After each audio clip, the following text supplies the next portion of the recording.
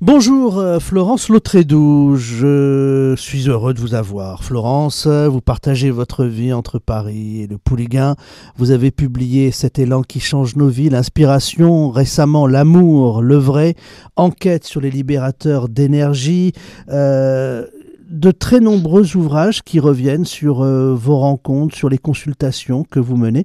Vous êtes confinée, Florence, vous êtes psychanalyste et coach, confinée à Paris ou au Pouliguen? Ah non, je suis confinée au Pouliguen, ce qui est nettement plus agréable qu'être confinée à Paris. Ah oui. Je voulais vous avoir, Florence, pour la spécialiste que vous êtes, pour vous poser la question suivante, qui semble être une évidence. Sur le plan psychologique, les gens ne ressortiront peut-être pas indemnes de ces semaines de confinement. On ne peut pas penser que le lendemain, on va nous dire c'est terminé, ressortir dans la rue et refaire comme si rien ne s'était passé. Que peut-il se passer ? Alors, j'aurais tendance à dire, c'est effectivement une vraie question, j'aurais tendance à dire, j'espère que les gens ne ressortiront pas indemnes. Sinon, ce serait carrément une validation d'abrutissement général. Si tout le monde ressort de là en disant « Yallah, c'est reparti, allez, on reconsomme, on reproduit, on retravaille comme des fous et on recommence à courir dans notre roue de hamster », ce serait dommage. Alors, je pense qu'effectivement, il y aura certainement, par réflexe de réassurance, des personnes qui vont en rajouter on reprend exactement comme si c'était rien passé, ce qui est une manière de nier le choc d'un confinement, qui est quand même quelque chose d'inédit, d'absolument invraisemblable pour nous tous. Voilà. Donc il peut y avoir des effets, à mon avis, il y aura des effets certainement positifs, c'est-à-dire une prise de conscience profonde. Et c'est pour ça que ça dure assez longtemps. Vous savez qu'on dit chez les psys qu'il faut plus de 21 jours pour intégrer une nouvelle habitude ou une prise de conscience.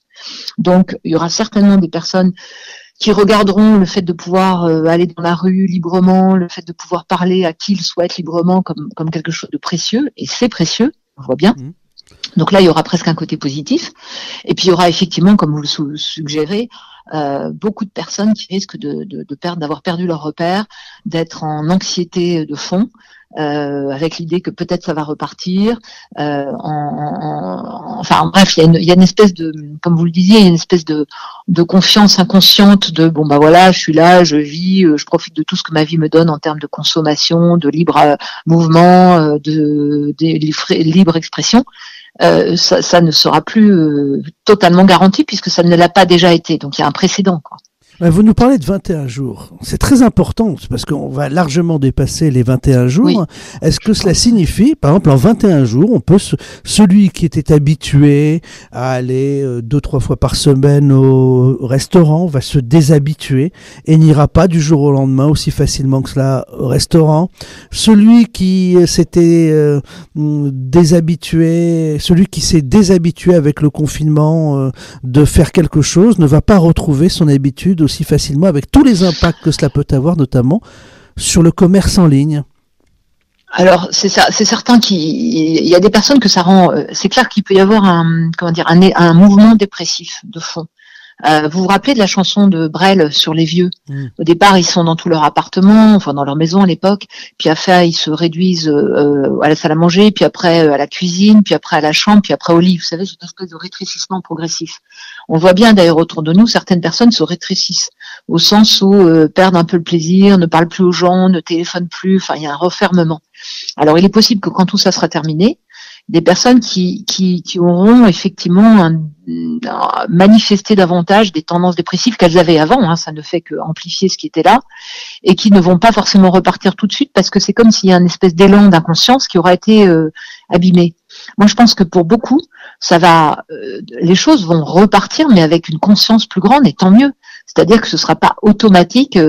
Retrouver quelqu'un pour prendre un verre, qui est quand même un des petits plaisirs de la vie après une journée de travail, les gens le goûteront davantage ou un dîner au resto, parce que ça fera partie des choses précieuses et ils savent que ça peut être enlevé. Il peut y avoir des états sanitaires qui font que ce n'est plus possible.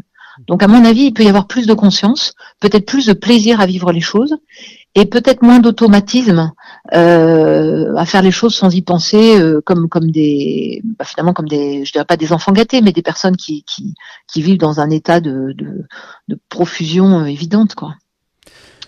Alors sur le plan psychologique, Florence Lautrédoux, les gens ont été aussi habitués avec un État très protecteur, comme si rien ne pouvait se passer dans une grande puissance mondiale. Quand on évoquait il y a quelques années un risque de catastrophe, presque d'effondrement de l'État, parce que ce qu'on voit dans les hôpitaux, c'est presque aussi un effondrement de l'État, on ne peut plus rien faire. Les gens répondaient, c'est pas possible en France, jamais, c'est pour le Tchad, ça, ce que vous nous racontez.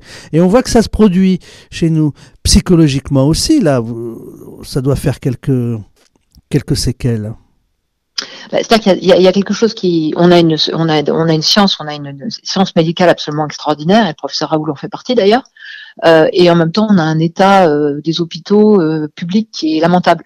Donc j'espère, ça a été dit par le président de la République, j'espère qu'il y aura clairement des correctifs apportés à ça, parce que aujourd'hui tout le monde voit bien que d'où l'élan pour les soignants, c'est grâce à eux que la plupart du temps les gens gardent l'espoir et restent en bonne santé. Donc ça, c'est certain qu'il y a une situation qui est anormale. Et ce que ça induit chez les personnes, pour répondre à votre question, c'est un sentiment d'impuissance et de colère. Ça, ce sont pas des très bonnes émotions. L'impuissance, notamment, étant l'une des pires. Parce que c'est toute une colère qui reste à l'intérieur de nous et qui ne peut pas s'exprimer puisque les gens ont le sentiment qu'ils peuvent pas agir. Alors que c'est pas tout à fait vrai. Je pense que si, comme on le voit bien, il y a un mouvement citoyen pour favoriser les soignants, pourquoi ne pas imaginer qu'après il y aura un mouvement citoyen pour rappeler au président de la République et à ses ministres les engagements qu'il a pris concernant la qualité d'infrastructures et surtout de soutien qu'on apporte au personnel médical dans son ensemble, c'est-à-dire les infirmières, les brancardiers, les médecins bien sûr. Et tout le personnel administratif dont on ne parle pas, qui travaille dans ces établissements, qui est aussi exposé que les autres d'ailleurs.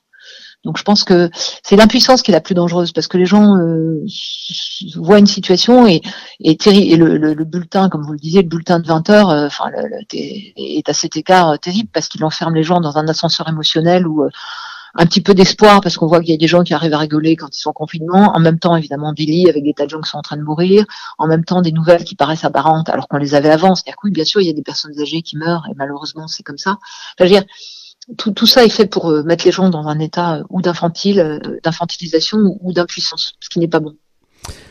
Alors, dernier chapitre, oui.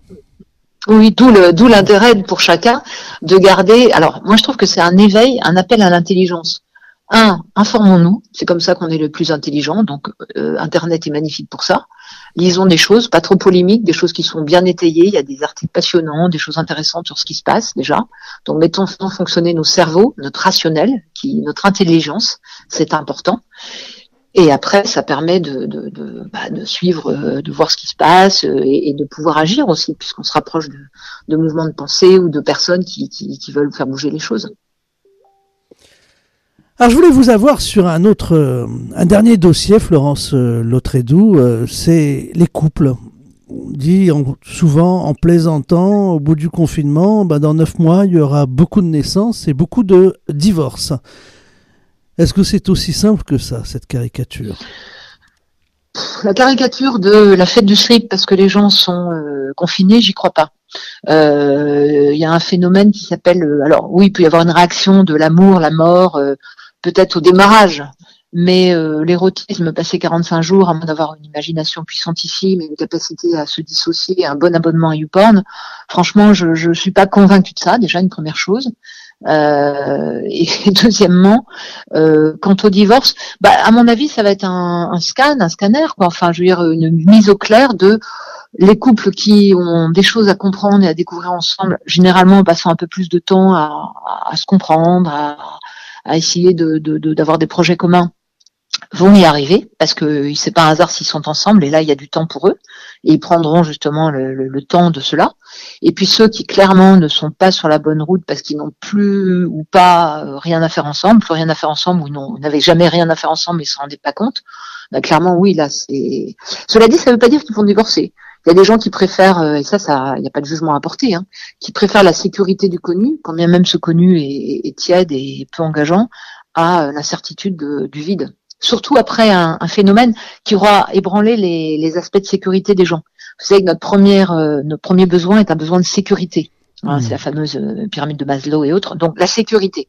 À partir du moment où la sécurité est ébranlée, puisqu'il y a eu ce problème sanitaire, les gens auront tendance à privilégier tout ce qui donne la sécurité. Donc ça peut être des couples ou la famille, c'est même très si intéressant ce que vous dites là. Ça sort de la caricature de ce qu'on entend hein, souvent. Ah oui, ce besoin de sécurité va faire que même les couples, finalement, s'ils sont pas bien ensemble, mais pas malheureux non plus, enfin, je veux dire, j'allais dire une vie bonne. Normalement malheureux, quoi. Voilà. Vont se renforcer en se disant finalement je suis entre mon protecteur, on se protège parce qu'on est deux, ça pourrait être mieux, mais bon. Alors se renforcer, je pense que là c'est pour le coup un vœu pieux, mais se maintenir. Il peut y avoir un maintien. Ce que vous dites, oui. Ils vont se maintenir, c'est-à-dire c'est mieux que rien, et puis dame, on n'est jamais trop sûr, voilà. On est mieux à deux à vivre 7 temps difficiles par rapport à notre voisine qui est seule, par exemple. Voilà, ce qui est une vision d'esprit, parce que parfois la voisine seule, elle se protège plus durablement, parce qu'il ne faut pas oublier une chose, c'est que le système immunitaire est largement dépendant de nos émotions. Et si on a des émotions de colère, d'agacement, de rage, de frustration, de peur, parce qu'on vit avec quelqu'un qui ne nous correspond pas, plus on s'affaiblit. Donc, paradoxalement, on est plus en danger quand on n'est pas bien accompagné que quand on est seul, si tant est qu'on vit bien la solitude, ce qui là encore demande une certaine force d'âme. Donc, c'est pas si simple. Ça, c'est un autre sujet. Enfin, celui qui est seul, qui a l'habitude de vivre seul, celui ou celle qui finalement n'est pas dépaysé avec le confinement. Il voit moins ses amis, et puis il voit moins ses potes, et voilà, bien sûr. Mais de toute façon, moi je pense que c'est, on a plein d'exemples, hein, mais les personnes qui ont des vies vraiment intéressantes sont aussi des gens qui sont capables d'apprivoiser une forme de solitude qui de toute façon est consubstantielle à l'être humain, hein, ontologique, on dira, on sera a priori seul dans notre cercueil ou dans les airs si jamais on se fait incinérer, on n'emmènera pas nos copains avec nous histoire de mettre un peu d'ambiance. Donc je pense que c'est une façon de se préparer à la vie que d'être capable de vivre la solitude. Dans ce cas-là de beau, puisque c'est une rencontre avec nous-mêmes, de toute façon on n'est jamais seul, on est en contact avec nous-mêmes. Et puis pour les plus croyants, il y a des anges gardiens, il y a des signes. Enfin, voilà, on peut aussi imaginer qu'on n'est pas tout à fait seul. Il y a aussi des gens qui ont le sentiment qu'il y a leurs ancêtres avec eux. Il y a des gens qui sont en communication puissante avec la nature, avec les animaux, avec le monde. Il y a aussi des connexions plus subtiles. Donc voilà, donc j'encouragerais chacun à renforcer sa capacité à intégrer la solitude. Ouais, c'est meilleur pour la santé, qu'on soit en couple ou pas après. Merci Florence Lautrédoux. Alors vous êtes normalienne, agrégée de lettres modernes, vous êtes psychanalyste et coach. Vous avez publié des romans, mais aussi des livres passionnants qui nous permettent de faire le point sur ce que l'on est, sur ce que l'on a envie d'être, nous donner des conseils comme dans l'amour, le vrai à travers ces témoignages, quitter ses illusions pour aimer.